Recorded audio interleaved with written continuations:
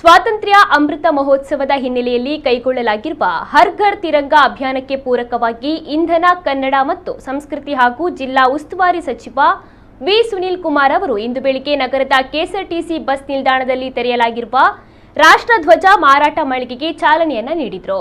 ದಕ್ಷಿಣ ಕನ್ನಡ ಜಿಲ್ಲಾ ಪಂಚಾಯತ್, ಮಂಗಳೂರು ತಾಲೂಕು ಪಂಚಾಯತ್, ಸಂಜೀವಿನಿ ಕರ್ನಾಟಕ ರಾಜ್ಯ ಗ್ರಾಮೀಣ ಜೀವನೋಪಾಯ ಸಂವರ್ಧನಾ ಸಂಸ್ಥೆ, ಸ್ವಚ್ಛ ಭಾರತ್ ಮಿಷನ್ ವತಿಯಿಂದ ಕಂದಾವರ ಗ್ರಾಮ ಪಂಚಾಯತ್ನ ಬೆಳಕು ಸಂಜೀವಿನಿ ಒಕ್ಕೂಟದ ಸದಸ್ಯರು ಈ ಧ್ವಜಗಳನ್ನು ತಯಾರಿಸಿದ್ದಾರೆ.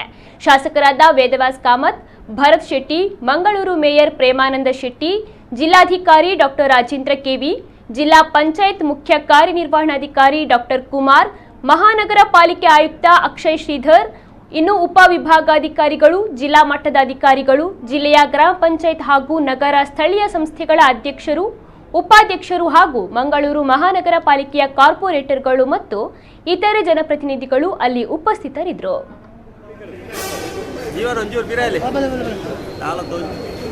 ಅಮೃತ ಮಹೋತ್ಸವದ ಹಿನ್ನೆಲೆಯಲ್ಲಿ ಆಗಸ್ಟ್ 13ನೇ ತಾರೀಕಿನಿಂದ ಆಗಸ್ಟ್ 15ನೇ ತಾರೀಕಿನ ತನಕ ಮನೆ ಮನೆಗಳ ಮೇಲೆ ರಾಷ್ಟ್ರಧ್ವಜವನ್ನು ಹಾರಿಸಬೇಕು ಅನ್ನುವಂಥ ಕರೆಯನ್ನು ಈಗಾಗಲೇ ಎಲ್ಲ ಕಡೆಗಳಲ್ಲೂ ಕೂಡ ಕೊಟ್ಟಿದ್ದಾರೆ. ಗೌರವಾನ್ವಿತ ಪ್ರಧಾನಮಂತ್ರಿಗಳು ಈ ಹಿನ್ನೆಲೆಯಲ್ಲಿ ಚಾಲನೆಯನ್ನು ಕೂಡ ಕೊಟ್ಟಾಗಿದೆ. ನಾವು ದಕ್ಷಿಣ ಕನ್ನಡ ಜಿಲ್ಲೆಯ ಎಲ್ಲ ಮನೆಗಳ ಮೇಲೆ ರಾಷ್ಟ್ರಧ್ವಜವನ್ನು ಹಾರಿಸಬೇಕು ಅನ್ನುವಂಥ ಯೋಚನೆಯನ್ನು ಮಾಡಿ ಸುಮಾರು 6 ಲಕ್ಷ ಧ್ವಜಗಳನ್ನು ಎಲ್ಲ ಕಡೆಗಳಲ್ಲೂ ವಿತರಿಸಬೇಕು ಅಂತ ಯೋಚನೆಯನ್ನು ಮಾಡಿದ್ದೇವೆ. ಈ ಹಿನ್ನೆಲೆಯಲ್ಲಿ ಸ್ವಸಹಾಯ ಗುಂಪುಗಳ ಸಹಕಾರವನ್ನು ತೆಗೆದುಕೊಂಡಿದೆ. ಕೇಂದ್ರ ಸರ್ಕಾರವು ಕೂಡ ನಮಗೆ ರಾಷ್ಟ್ರಧ್ವಜವನ್ನು ಪೂರೈಸಿದೆ.